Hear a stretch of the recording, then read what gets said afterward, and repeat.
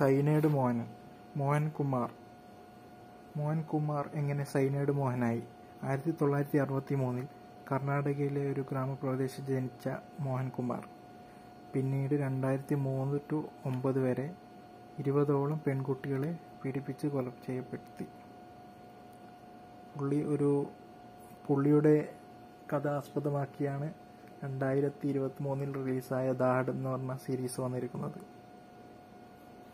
അതൊരു നല്ല സീരീസാണ്. അതിനുശേഷം മലയാളത്തിൽ മമ്മൂട്ടി നായകനായിട്ട് നവംബർ 27 വരുന്നുണ്ട് കള്ളങ്കാവൽ.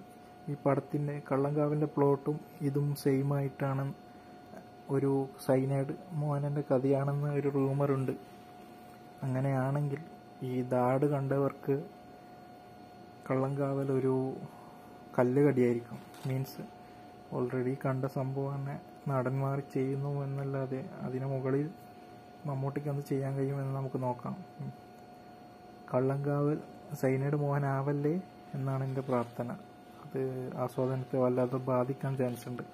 കാരണം അത്രയും ഡീറ്റെയിൽഡ് ആയിട്ട് 8 എപ്പിസോഡോളം 8 അതിൽ മുകളിൽ എപ്പിസോഡോളായിട്ടാണ് 8 മണിക്കൂറോളമായിട്ടാണ് ആ സീരീസ് അത്രയും ഡീറ്റെയിൽഡ് ആയിട്ട് ചെയ്തിട്ടുണ്ട്.